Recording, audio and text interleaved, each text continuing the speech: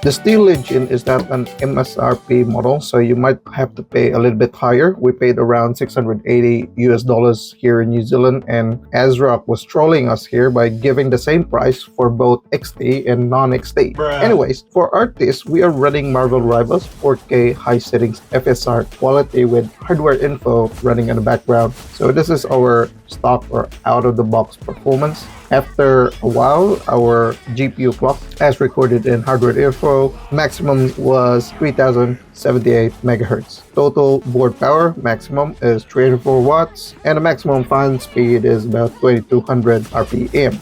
Now, you can do some tuning via the AMD Adrenalin driver. So you just have to go through the performance tab, and they've got some presets in here. We'll start with the favor efficiency preset. So with this one, we were able to get a GPU clock of the maximum was 3071 megahertz, so slightly lower than our stock settings. The total board power actually didn't really matter. Maximum was still about 304 watts, although it did fluctuate throughout the run. And maximum fan speed was more or less the same, 2234. Now, there is also an option in here to do an auto overclock. So the driver will do the overclocking for you, and we did that here. It will run and basically has pushed about 103 megahertz in here.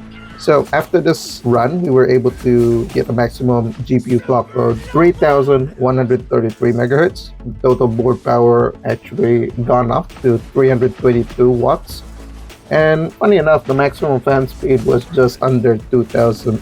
Now, we also did a manual undervolting with this card, so we just did our own custom settings in here, and we just decreased the voltage by 75 millivolts. And we did this run. The GPU clock actually pushed itself to 3183 megahertz. Total board power was 304 watts because we haven't touched any of the power. The maximum fan speed was at 2280. Now, we pushed it even further. We've undervolted by 150 millivolts, and we've increased the board power allowance by up to 10%. And we were able to actually, this is where we were able to push the GPU clock, and we were able to reach a maximum GPU clock of 3336 megahertz. The total board power obviously has pushed up.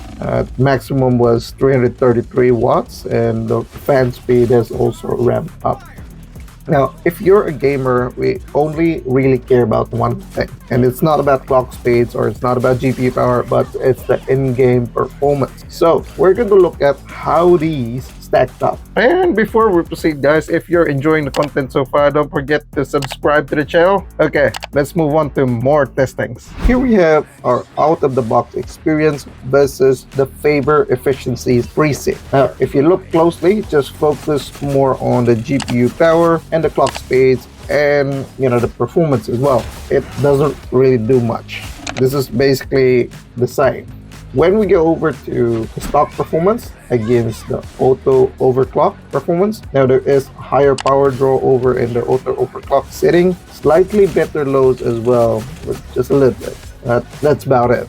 Now let's look at our first undervolt, which is the 75 millivolt undervolt. Here we can see that we are now starting to get some more gains, and look at the gap between the clock speeds. Right, that's a big gap right there.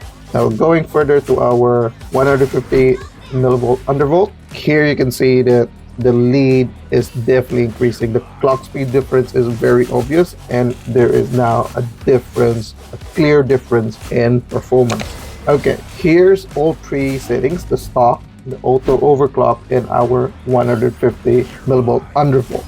And yes, this is where you can see the difference. It's not much. You just have to tweak the settings in the Adrenalin driver, and you will get that extra performance. Now with undervolt, I have tested this for a longer period, and it seems pretty stable. We'll see later down the track if any driver updates may impact the performance of our undervolt, but in this current version 25.3.1, it's stable at this undervolt. Now at idle, this is how our RX 9070 XT Steel Legend would sound.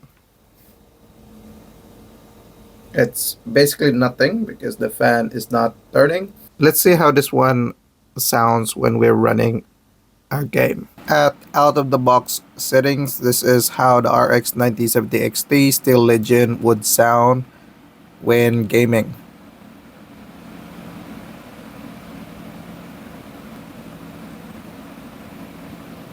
This is about 1600 RPM. This is how our RX 9070 XT Steel Legend would sound with our undervolt setting.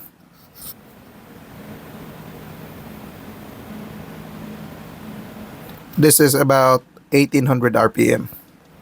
In terms of other features with this card, there is an RGB header. I don't know if you've noticed that one. And you can control the RGB using ASRock's Polychrome software. I mean, yeah, you can install that. I don't really install a lot of those monitoring softwares because it affects the performance when I'm playing games. However, if you'd want that, it's there. In terms of build quality, I really like the build quality of this card, and it's white, which actually is perfect for our white builds. So we'll be doing more tests with this card, possibly doing a streaming test as well. So if you're interested in that, subscribe to the channel, and I'll see you guys in the next video.